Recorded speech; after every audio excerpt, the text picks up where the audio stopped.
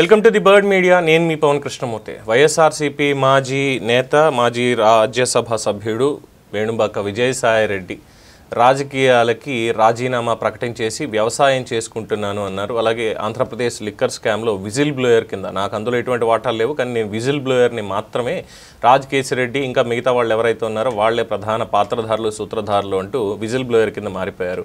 అలాగే విదేశీ పర్యటనల పేరుతోటి కొన్ని అటు ఆఫ్రికా దేశాలని ఇంకో చోటకని వెళ్ళి వ్యాపారానికి సంబంధించి ఏవో చేసుకుంటున్నారు. అలాగే వ్యవసాయాన్ని ప్రధానంగా ఆయన టార్గెట్ చేసుకున్నారు. అంతా అయిపోయింది.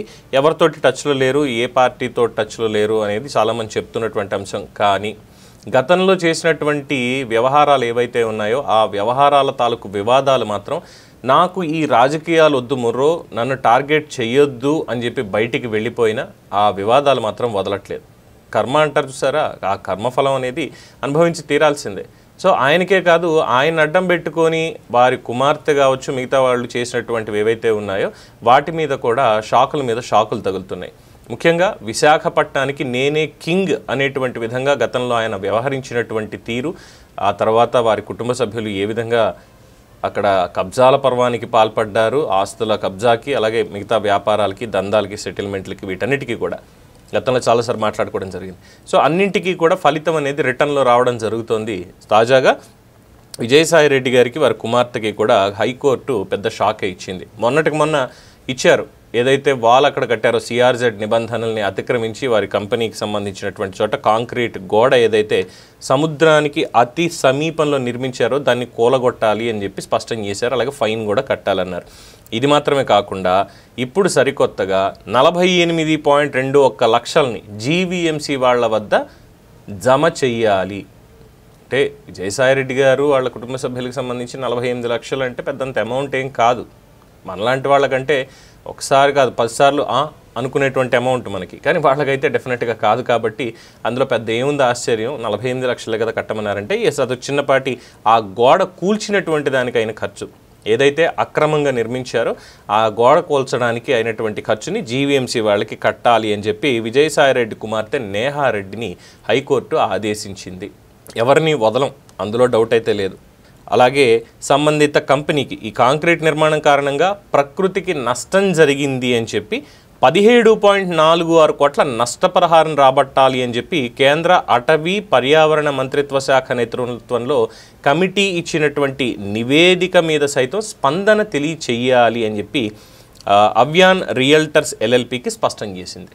రియల్ ఎస్టేట్ చేసుకుంటాం, మా ఇష్టం, అది సముద్రం అయితే ఏంటి, ఇంకోటి అయితే ఏంటి, మేము కట్టేస్తాం, ఏ బాంబేలోనే రూల్స్ లేవా, మా దగ్గర ఇక్కడ ఎందుకు పట్టించుకోవాలి మేము అనేటువంటి దానికి ఎవరి లాజికల్ వాళ్ళు తీసుకుంటారు. నేనేం కామెంట్ చేయను దాని మీద. కానీ ఇందాక అనుకున్నట్టు 46 లక్షలు పెద్ద అమౌంట్ కాకపోవచ్చు, కానీ 17.46 కోట్లు నష్టపరిహారం, అది కూడా కేంద్ర ప్రభుత్వం పర్యావరణ అటవీ శాఖ వాళ్ళ కమిటీ ఇచ్చినటువంటి నివేదిక ప్రకారం, మరి దాన్ని కట్టి తీరాల్సిందే. దాని మీద సమాధానం కావాలని, సమాధానం బదులు ఎప్పుడు కడతారు, కట్టకపోతే శిక్షార్హులు అనేటువంటి నోటీసు వెళ్తుందేమో అనుకున్నా, కానీ ఇచ్చినటువంటి దాని ప్రకారం ఎందుకు మీ స్పందన తెలియజేయకూడదు, ఇప్పుడు స్పందించండి దీని మీద, ఎందుకు మీకు ఆ ఫైన్ వేయకూడదు అనే దాని మీద స్పందన అంటూ అవ్యాన్ రియల్టర్స్ ఎల్ఎల్పికి హైకోర్టు స్పష్టం చేసింది. సో 17 కోట్లు అంటే ఒక రకంగా చెప్పాలంటే వాళ్ళు కూడా అనుకోవాల్సిందే.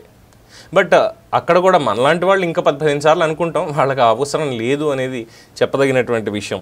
అలాగే అక్టోబర్ 16కి వాయిదా కూడా వేశారు ధీరజ్ సింగ్ ఠాకూర్ చీఫ్ జస్టిస్, అలాగే మిగతా ఉన్నటువంటి వాళ్ళు.